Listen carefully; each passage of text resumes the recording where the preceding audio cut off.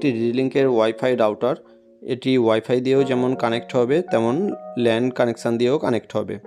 এর জন্য একটা পাওয়ার পয়েন্ট রয়েছে, দেখুন এখানে একটা পাওয়ার পয়েন্ট এবং 5টা RJ45 কেবল লাগানোর জায়গা। তো এখানে পাওয়ার কানেকশানটা লাগিয়ে দেওয়া হলো। আর বাকি যেটা 5টা দেখা যাচ্ছে RJ45 কেবলের, এর মধ্যে একটা হবে আমার ইনপুট এবং বাকি 4টে আউটপুট। যদি ল্যান কানেকশান দিয়ে কানেকশান করতে হয় তাহলে বাকি 4টে দিয়ে আমরা ল্যান কানেকশান করতে পারবো। এখন আমরা ওয়াইফাই দিয়ে কানেকশান করার জন্য আমরা এর কনফিগারেশনটা করে নেব। তার জন্য আমরা মোবাইলের স্ক্রিনে চলে যাব, মোবাইল দিয়ে এর কানেকশান দেখিয়ে দিচ্ছি। গিয়ে সবচেয়ে প্রথম স্টার্ট করার পর আমরা ওয়াইফাইটাকে অন করে নেব, মোবাইল ডেটা অফ করে। ওয়াইফাইটা অন করে আমরা যখন দেখতে পাবো যে আমার ডিলিংকের ওয়াইফাইটা দেখাচ্ছে, সেখানে ক্লিক করার পর একটা পাসওয়ার্ড চাইবে। তো আমার ওয়াইফাই ডিভাইসের পিছনে যে পাসওয়ার্ডটা দেওয়া রয়েছে সেই পাসওয়ার্ডটা দিলেই কানেক্ট হয়ে গেল। নেক্সট আমার চলে যেতে হবে গুগল ক্রোম বা কোনো ইন্টারনেট সাইটে, যেখানে গিয়ে আমরা 192.168.0.1 লিখে যদি এন্টার করি তাহলে কনফিগারেশান করার জায়গা পেয়ে যাব। সেখানে গিয়ে কনফিগারেশানের জন্য প্রথমে এই অপশানটি খুলে যাবে, স্টার্ট। এখানে ক্লিক করা, স্টার্ট। নেক্সট করার পরে আমার ল্যাঙ্গুয়েজ, এখানে অবশ্যই ইংলিশটা সিলেক্ট করা থাকে। Next continue. অ্যাডভান্স সেটিং আমরা এখানে করব না, কারণ কন্টিনিউ করে আমরা নিজেরাই বাকি অপশানগুলো পুট করব। তো এখানে আমার দেখুন সিলেক্ট কানেকশান মোড। তো এখানে দুরকম কানেকশান রয়েছে, ওয়্যার আর ওয়াইফাই। অবশ্যই আমরা ওয়্যার কানেকশান দিয়ে এখানে লাগিয়েছি, তো সেই জন্য ওয়্যার, এবং এটি একটি রাউটার, সেই জন্য রাউটারটাকে সিলেক্ট করে রেখে আমরা নেক্সট করে দেব। হ্যাঁ, এই রাউটারটাকে সিলেক্ট করে নিয়েছি, এবার আমরা নেক্সট করে দেব।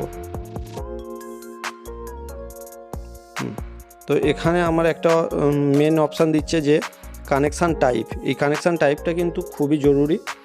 এই কানেকশান টাইপে ক্লিক করলে দেখুন অনেক রকম আমাদের কানেকশান দেখাবে। আমাকে জেনে রাখতে হবে যে আমাদের কানেকশানটা কোন টাইপের কানেকশান। যদিও ম্যাক্সিমাম স্ট্যাটিক IPv4 বলে যে অপশানটা দিচ্ছে, এই স্ট্যাটিক IPv4টাই ম্যাক্সিমাম হয়ে থাকে। তো আমার ক্ষেত্রে এটা আপনারা আপনাদের প্রোভাইডারের কাছ থেকে, যে সার্ভিস প্রোভাইডার আপনাকে দিয়েছে তার কাছ থেকে জেনে যাবেন। নেক্সট আমরা যখন দেখব নিচের দিকে দেখুন IP অ্যাড্রেস, তারপরে এইরকম একটি মেসেজ আপনাদের পেয়ে যাবেন আপনাদের যে সার্ভিস প্রোভাইডার তার কাছ থেকে। তো সেখানে যেমন IP থাকবে, সাবনেট মাস্ক থাকবে, গেটওয়ে থাকবে, সেগুলো পরপর দিয়ে দিতে হবে। DSN অ্যাড্রেস থাকবে, এই অ্যাড্রেসগুলো পরপর ওখানে যেমন দেয়া আছে সেখানে পরপর পুট করে দেবেন এবং তারপর নেক্সট। তো ওয়্যারলেস কানেকশান এখানে আমার ডিটেলস দেখিয়ে দিচ্ছে, আমরা যে অপশানগুলো দিয়েছিলাম সেগুলো একবার দেখে নেব। দিয়ে আমরা পাসওয়ার্ড চাইলে এখান থেকে নিজেরা ইচ্ছে মতো সেট করতে পারি, কারণ পাসওয়ার্ড বা ওয়াইফাই নেম আমরা কিন্তু এখান থেকে চেঞ্জ করে নিজেদের ইচ্ছা মতো দিতে পারবো। তারপর নেক্সট করে দেওয়ার পরে আমরা একটা ইউজার আইডি পাসওয়ার্ড আমাদের মতো কনফার্ম করে দেবো, যাতে নেক্সট টাইমে এই ধরনের সাইডে গিয়ে বারবার এই সেটিংটা না করতে হয়।